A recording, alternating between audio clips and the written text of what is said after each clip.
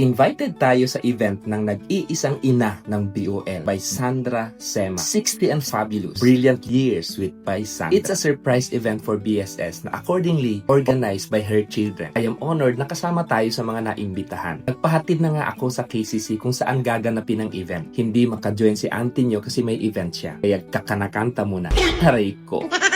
Sa labas pa lang ng venue, kitang-kita na well-organized ang event. Kaya pagpasok mo pa lang, bubungad itong karagatan ng sushi. Wow! Meron ding coffee and sweet corners ang malimusukan na nadakubong katakawi ka ni Baranso Bangsamoro.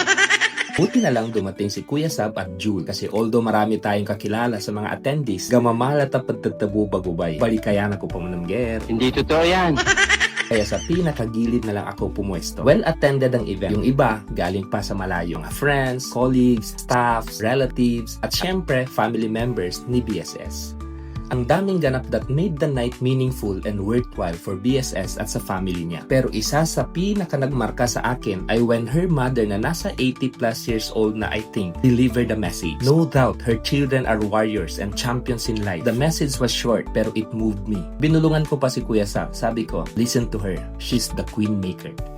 Lalo ako naantig when she shared the time na inambush sila at ikinamatay ng kanyang panganay na anak. BSS was one of the survivors. Kaya there's so much to be grateful. At doon ko siguro naintindihan. Minsan kasi, pag nakikita natin ang mga taong nasa entablado, iniisip natin ang titulo, ang posisyon, ang achievement. Pero bihira nating makita yung mga laban na dinaanan bago sila makarating doon. The night was not just about celebrating 60 years. It was celebrating a woman who lived many lives in one lifetime. Bilang asawa ng isang leader na dumaan sa mahabang yugto ng pakikibaka at pagbabago, hindi biro ang maging sandalan habang ang buong komunidad ay nakatingin. Bilang public servant, hindi biro ang magdesisyon para sa mas nakakarami habang may mga personal ding laban.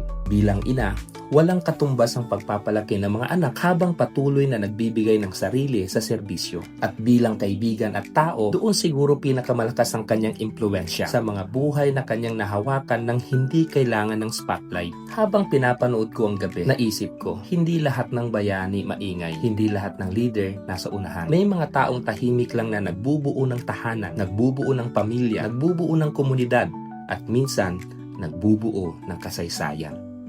At siguro kaya napakaganda ng surprise na ito kasi hindi lang ito selebrasyon. Ito ay pasasalamat. Salamat sa mga taon ng paninindigan. Salamat sa mga sakripisyong hindi nakita. Salamat sa pagiging ilaw sa pamilya at inspirasyon sa marami. 60 hindi pagtatapos. Hindi rin sukatan, kundi patunay na ang tunay na ganda ng buhay ay hindi nasusukat sa edad, kundi sa dami ng pusong natulungan, pamilyang naitaguyod, at pag-asang naipamana. Brilliant years indeed. At sa aming mga nakasaksi, hindi lang kami umuwi na busog. Umuwi kaming may paalala. Ang pinakamalakas na tao, madalas sila yung pinili ang magmahal, magsilbi at manatiling matatag kahit walang pumapalakpak. Some people create moments. Some create movements. But a few create generations.